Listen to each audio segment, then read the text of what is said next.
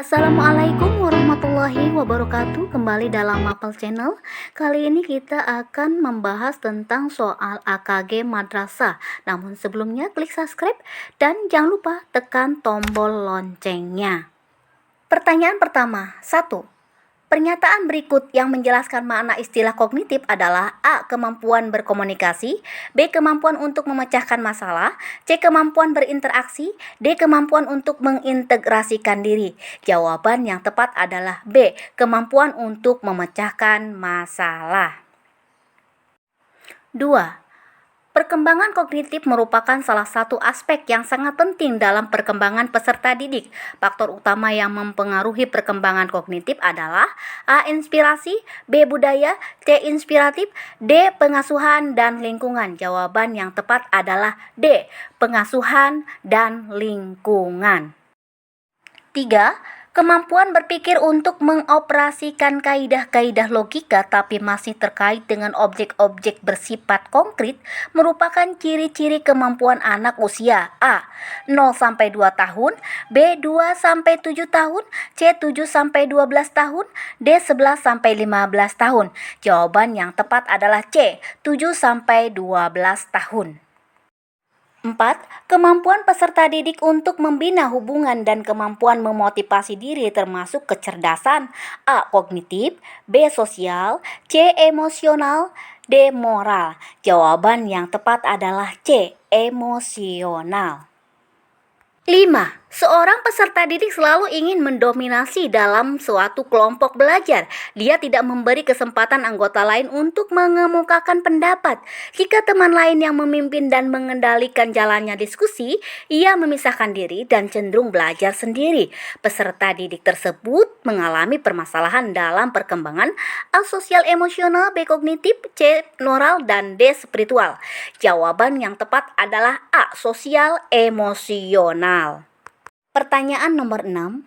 Peserta didik telah memiliki moralitas benar-benar diinternalisasikan dan tidak didasarkan pada standar-standar orang lain. Dia mengenal tindakan moral alternatif, menjajaki pilihan-pilihan, dan kemudian memutuskan berdasarkan suatu kode moral pribadi. Hal ini merupakan contoh perilaku moral spiritual pada tahapan: A. Penalaran pasca konvensional, B. Penalaran konvensional, C. Penalaran prakonvensional, D. Penalaran interkonvensional. Jawaban yang tepat adalah A. Penalaran pasca konvensional. Pertanyaan nomor 7. Memaksimalkan kegiatan ekstrakurikuler, melakukan rekreasi dengan guru, dan melakukan kegiatan informal lainnya memiliki fungsi untuk mengatasi kesulitan belajar dalam hal: A. Mengemukakan gagasan, B. Mengaktualisasikan diri, C. Menciptakan hubungan yang baik, D. Memformulasikan tindakan. Jawaban yang tepat adalah A. Mengemukakan gagasan. Pertanyaan nomor 8. Seorang peserta didik mampu mendengarkan informasi yang disampaikan oleh guru, tetapi pada saat ditanya, ia tidak mengerti apa yang ia dengar. Peserta didik tersebut mengalami kesulitan atau gangguan belajar dalam hal: A. Kesulitan akademis, B. Gangguan simbolik, C. Gangguan non-simbolik, D. Gangguan sosial. Jawaban yang tepat adalah B. Gangguan simbolik. Nomor 9. Teori ini memandang belajar sebagai hasil dari pembentukan hubungan antara rangsangan dari luar atau stimulus dan balasan dari siswa atau respon yang dapat diamati. Semakin sering hubungan antara rangsangan dan balasan terjadi, maka akan semakin kuatlah hubungan keduanya.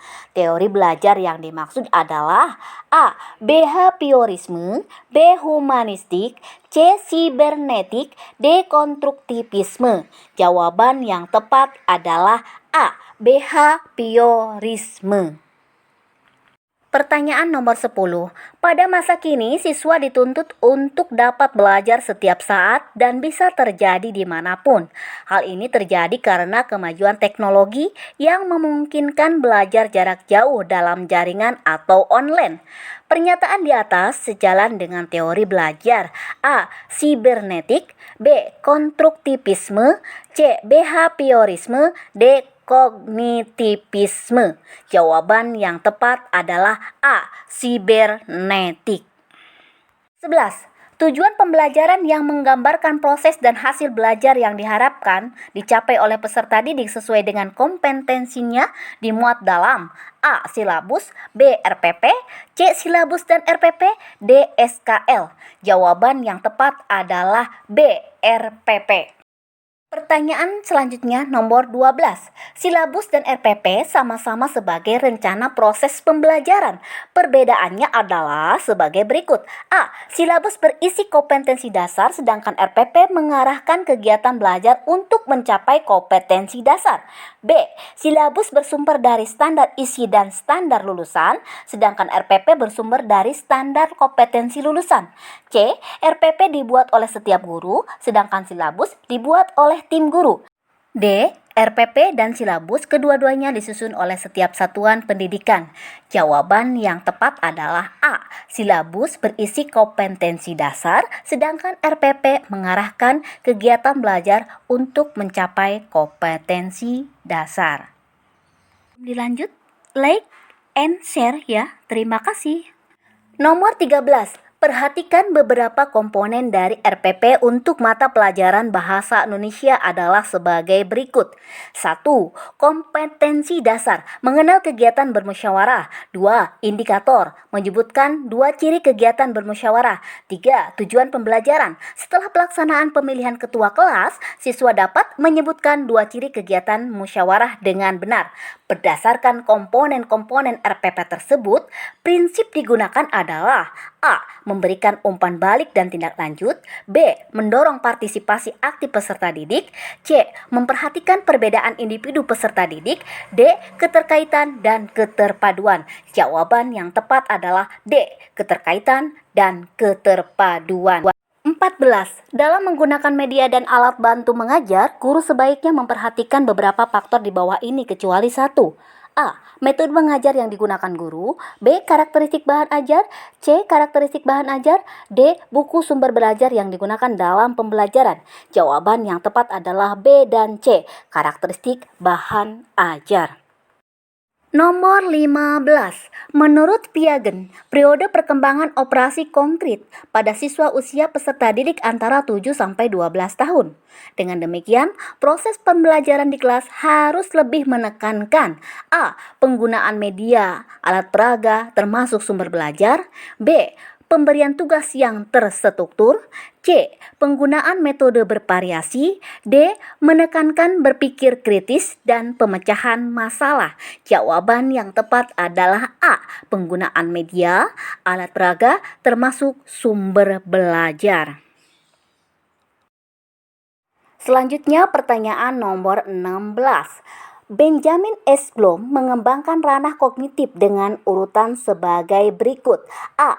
Ingatan, pemahaman, analisis, aplikasi, sintesis, dan evaluasi.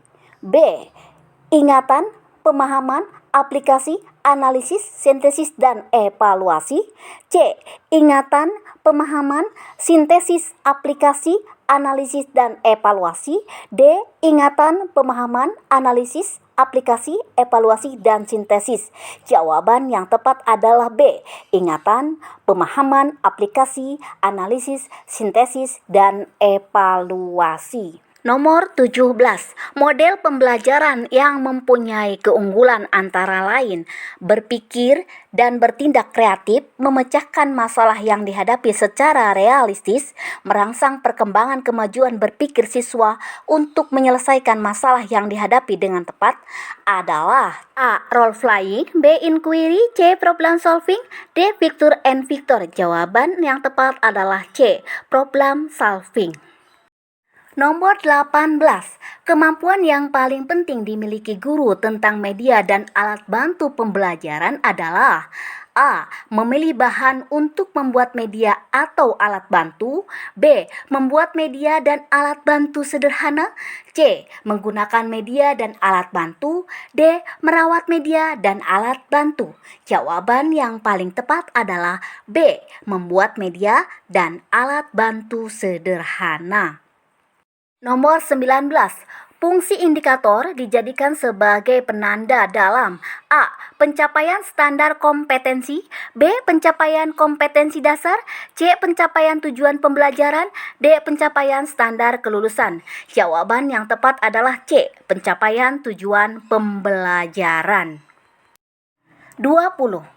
Apa yang paling tepat dilakukan guru jika seorang peserta didik tidak memberikan jawaban atas pertanyaan yang diajukan?